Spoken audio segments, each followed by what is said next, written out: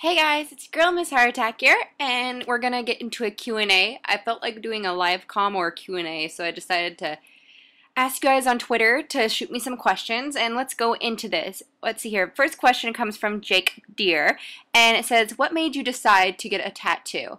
Now, I have 4 tattoos, and they happen to be kanji, tribal, and a cherry blossom, and I just got a brand new feather on my wrist. And that feather happens to be for my great-grandma because it's just a memory I have with her with birds. Question number 2 is from Sniping in Style, and it says, does anybody recognize you where you live from YouTube? I've been recognized once myself, and one time someone recognized Youtubable first.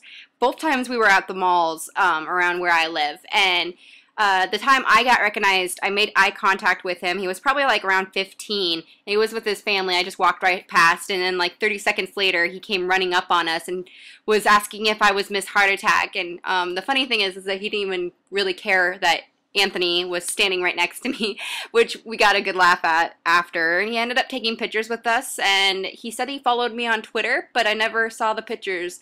So shout out to the guy that recognized me. I don't know your name, but I heart you. Alright, so the next question is, how did you come up with MsHeartAttack for your gamer tag? So MsHeartAttack happened in Modern Warfare 2. I used to play on the gamer tag Tater Tot, and my brother was the Tater.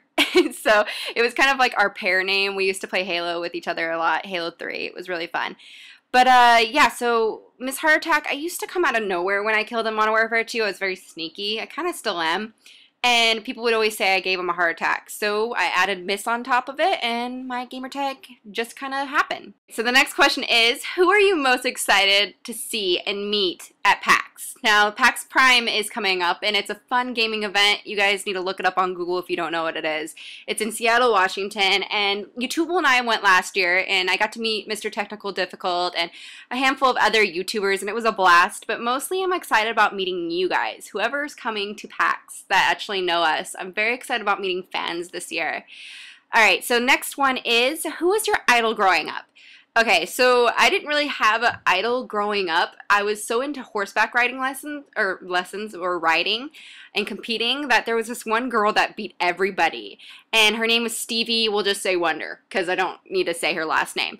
But I was like completely in love with her because she was so good at it, and she was about 5 years older than me, and my goal in life was to beat her. So when I did get to her age division, I worked so hard with my horse that I did slaughter her, and I got grand champion, and she was in 2nd place. That was pretty much like the highlight of my 4-H career, was just smashing her and then doing it over and over again. Even though, you know, it was like, I'm very competitive, actually. No one really knows that about me. Alright, so let's go to the next question. It says, are you excited about using a girl in Call of Duty Ghosts? Now, I think it's a cool idea that they added girls, kind of like Halo, but it's not really something that was really that exciting to me. I was more excited about the dog than anything. Alright guys, this is the final question, and it says, how did you meet MsHeartAttack, and when did you guys notice that you were right for each other? Now, he answered this in his Q&A today, but I was going to go a little bit more into it. It is kind of true. I was kind of his very first macking chicks, but I was playing with Mr. Technical Difficult, and Definitely I Am, and a couple other YouTubers, and they invited Youtubable into the lobby, and he was talking as a girl. And he sounded like a tranny, so I kind of knew it was a dude. And he dropped it. He was a guy. It was cool, whatever. And we started playing, and I wasn't really paying attention to him because I wanted to get a clutch. And we ended up playing. He was singing and playing his guitar just to get my attention, I guess.